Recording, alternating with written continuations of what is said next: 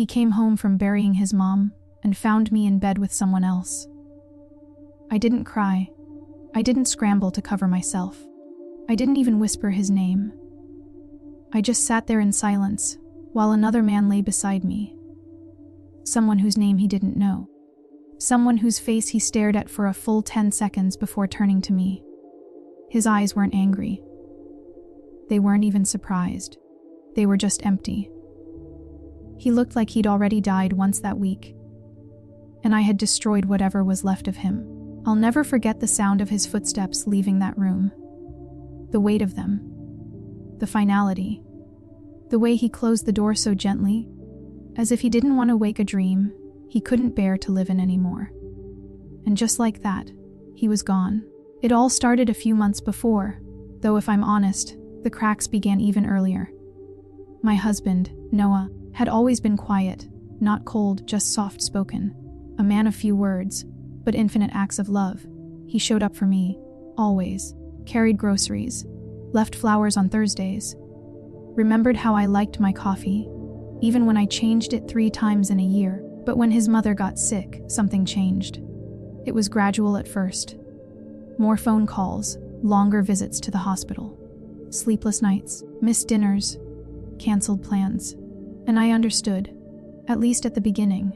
I tried to be supportive, I really did. But somewhere along the way, I started feeling invisible.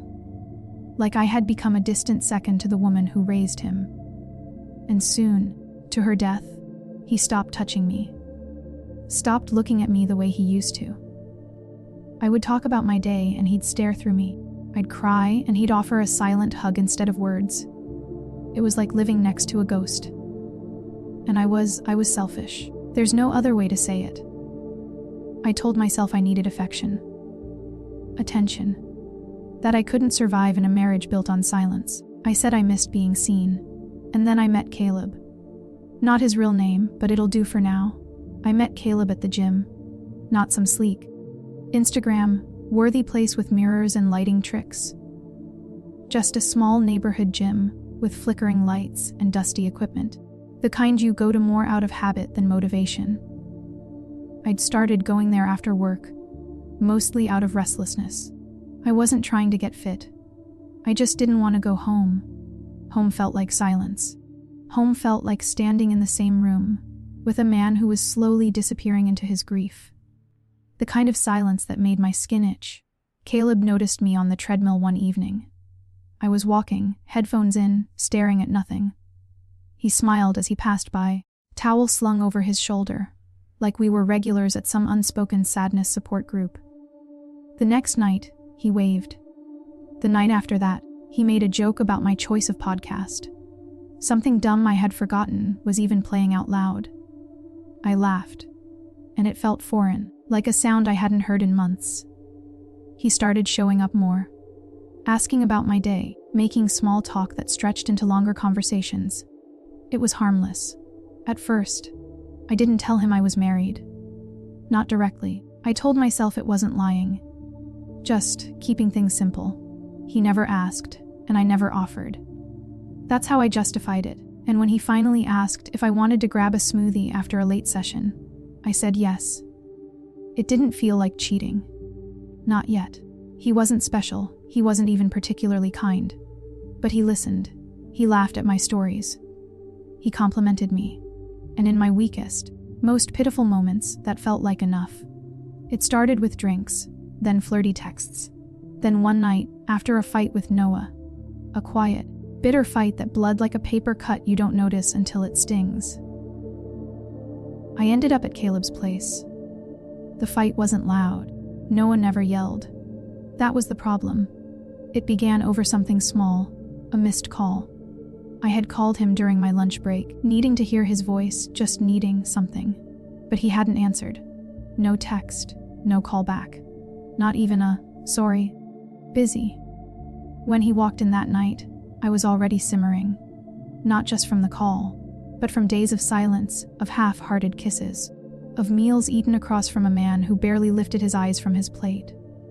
I asked him why he didn't call back. He shrugged. Said he forgot. Said he'd been with his father all day. helping sort through his mother's things. And that should have been enough. But I snapped. I told him I was tired of being last on his list, that I felt like I was grieving someone who was still alive, him, that I didn't marry a man just to feel alone in the same room with him. He didn't yell. He didn't argue. He just stood there, eyes glassy, lips pressed into a thin line, and said, "I'm doing the best I can." That was what broke me, not because it was cruel, but because it wasn't enough. I wanted him to fight for me, to scream, to pull me in and say he needed me. Instead, he stood still, calm in that way that felt more like defeat than peace. I said something awful then. I don't remember the exact words, but they landed heavy. I think I told him I didn't feel married anymore, that maybe it would be better if we took space. He just nodded, said okay. And that okay shattered me. It wasn't a fight, it was an ending disguised as one. So I left. Not with a slammed door, not with packed bags. Just keys in my hand and nowhere specific in mind. But I texted Caleb. "Still up." He answered immediately for you, always. His place was only 15 minutes away, but it felt like a whole different world. I told him briefly what happened, how I needed someone to talk to who wasn't Noah. How I couldn't stand to be with him tonight. He texted me the address. No hesitation, not from him, not from me either. The apartment was cozy, warm lights, music playing low in the background, a single glass of wine waiting for me on the coffee table. I didn't sit down right away. I just stood there and started talking, fast, unfiltered. I told him about the fight, about how Noah barely looked at me anymore, about how I could scream and it wouldn't matter, how I could wear something sexy and Noah wouldn't even blink. I told him I felt like a ghost, a burden, a wife-shaped obligation. Caleb listened. He leaned forward with this focused look, like I was the most fascinating story he'd ever heard. He nodded when I cried, smiled when I laughed bitterly at myself, said, "You don't deserve that," said, "If you were mine." That's how it started. We sat, talked, but I could tell what was about to happen if I stayed. If I stayed a minute longer, he moved closer, brushed my hair from my cheek like he'd done it 100 times. And I didn't stop him. I knew what I was doing. I told myself I was just lonely, that I wasn't really betraying Noah, not after the way he'd made me feel. I told myself Caleb was just a distraction, a band-aid, a release. But that was a lie, because the moment Caleb's lips touched mine, I knew this wasn't about filling a void. It was about punishing someone who hadn't fought hard enough to keep me from walking away. And I wanted to feel wanted. So when Caleb led me to his bedroom, I followed. When he undressed me, I didn't hesitate. When he pulled me into his bed, I didn't complain. And later, when I lay there in his sheets, empty and aching but pretending to be satisfied, I told myself I had chosen this. I just hadn't realized the cost yet. It felt like revenge at first, then escape, then addiction. No, never asked, never accused. Even when I came home late. Even when I pulled away from his touch. Even when I started sleeping with my phone under my pillow.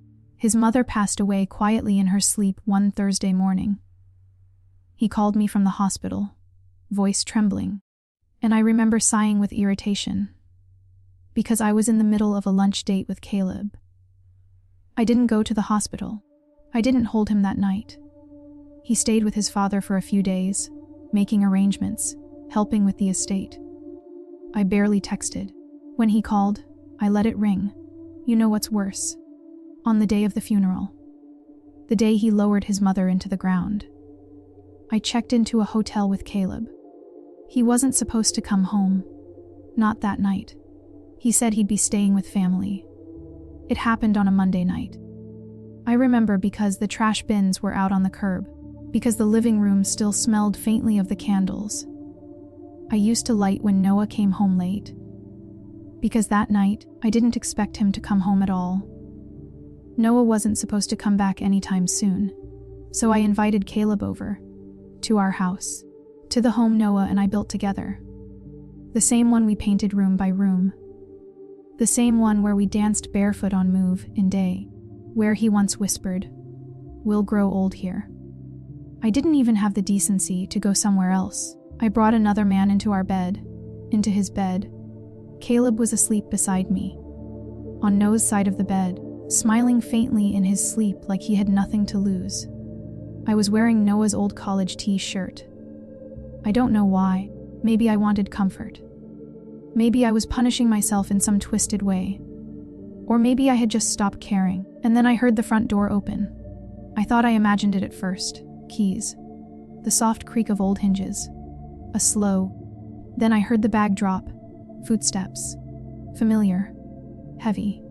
Slower than usual. I sat up halfway, heart pounding. I didn't even wake Caleb. I just froze. And then Noah appeared in the bedroom doorway. He wasn't supposed to be there. But he was. His eyes were dark and swollen. Not from anger, but from grief. The kind of grief that doesn't come with rage or shouting, the kind that makes you quiet. His eyes fell on me first, then Caleb, then the space between us. And he knew. I couldn't speak. What would I say? No. What are you doing here? I felt stupid saying it. I knew it made no sense. But I needed to say something, right? It was his house. I was asking him what he was doing in his house, while I had another man over. He didn't yell. He didn't ask who Caleb was. Caleb. He was still asleep. He didn't tell me to get out, or scream, or cry, or beg. He just stared, long enough to burn the image into his own memory. Like he wanted to make sure this pain stayed permanent. Then, slowly, with the smallest nod, not to me, not to Caleb, just to himself, he turned around and walked away. Just like that. By the time I got up, pushed Caleb awake, and put on whatever clothes I could find on the floor, he was gone. Caleb made up an excuse real fast, said he needed to be back home for work stuff. I didn't stop him. It didn't matter. I tried to call him later that night. No answer. The next day, I came home and found his keys on the counter. His clothes were gone. His toothbrush, his watch, no note. I texted. I emailed. I called his friends, his sister, even his boss. Nothing. A week passed. Then 2. I started to panic. Not because I missed him. Not yet. But because I didn't like how it felt to be abandoned. I went to his father's house. No one answered the door. I drove to his job. They told me he quit. I checked our joint bank account. He hadn't touched a cent. He didn't take anything from me. He just erased himself. It wasn't until the 3rd week that I heard from him again, or rather, heard from her. I dialed his number in tears, desperate, rehearsing apologies in my head. I told myself I'd explain, I'd beg, I'd crawl, and then a woman answered. Probably family, or a friend I don't know. I don't know who that was, she said. He doesn't want to hear from you. And hung up before I could ask who she was. I stared at my phone for a full 10 minutes. That was the moment the regret finally cracked me open. Because I realized he wasn't going to yell. He wasn't going to scream. He wasn't going to slam doors or call me names or ask why. He was just gone. And that hurt more than any fight ever could. I started remembering things I hadn't let myself feel before. How he looked at me the day we got married. How he drove 2 hours in the rain just to bring me soup when I had the flu. How he once told me, during a quiet moment in bed, that he wasn't afraid of dying, just afraid of losing the people he loved. And I became that loss. People ask me if I ever told the truth, if I ever tried to make things right. But the truth is, there's no apology for what I did. I betrayed him when he was at his weakest. I left him emotionally homeless at the exact moment he needed shelter. And he did the only thing a man with any self-respect could do. He walked away. I wonder if he's happy. I wonder if he's forgiven me. But I don't deserve to know. I've written the message in my head 1,000 times. The perfect apology. The breakdown of how sorry I am. How I've changed. But I don't think I could ever bring myself to hit send.